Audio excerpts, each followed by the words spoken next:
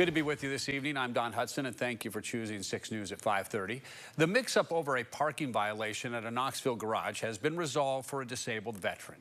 As 6 on Your Side consumer reporter Don Dare shows us, action was taken quickly following his story a week ago. That's exactly right, Don. The day after our story aired last week, we heard from the building manager where the garage is located and the garage's corporate office. They wanted to resolve the issue. And tonight, Sid Booth's fine has been dropped and his parking fee credited. Sid served 33 years ago in the Gulf War. He's an Army veteran.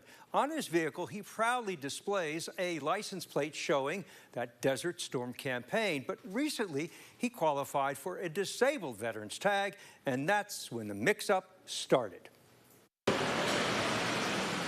From now on, when you pull into the parking garage at the First Horizon building, you won't have to worry about getting a fine anymore. No, sir, I will not. Sid Booth has received the answer he was hoping for.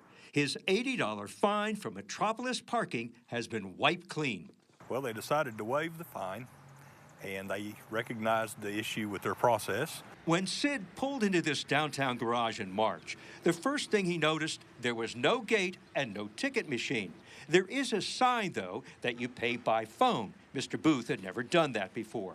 It works this way. A camera takes pictures of your license plate when you enter the garage and leave it. You simply drive right out. There is no attendant at the exit.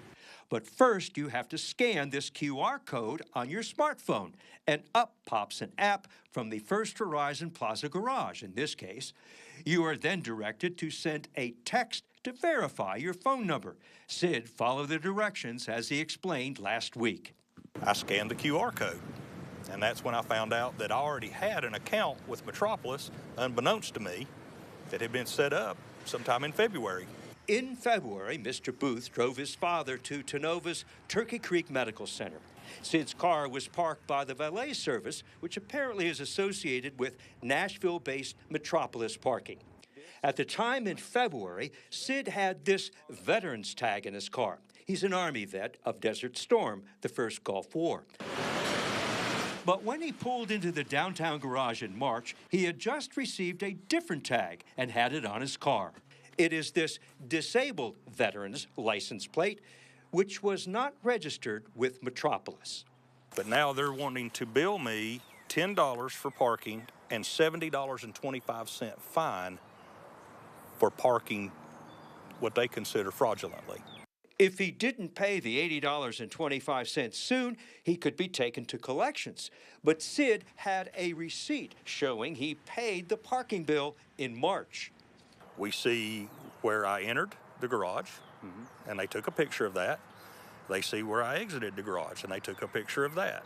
The picture, however, has your disabled veteran's tag on it. Correct. Not this one. Yes, sir, that is correct. I don't owe it because I went back and looked at my credit card statement, and there is a charge. Since our story last week, Metropolis Parking has credited Mr. Booth that $5.99 charge from March 28th. Plus, that fine, it's been forgiven. So they're apologizing to you? Yes, sir.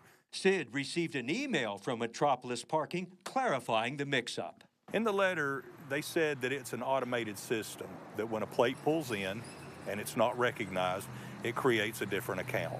That's what happened when his new disabled veteran's tag was not recognized by the automated system. No real person looks at it. No, sir, it's a system-generated fine. So they realize that that is an issue. Not only are they looking to change processes, but they're also going back, according to the gentleman I spoke with, and reviewing fines that have been levied against others.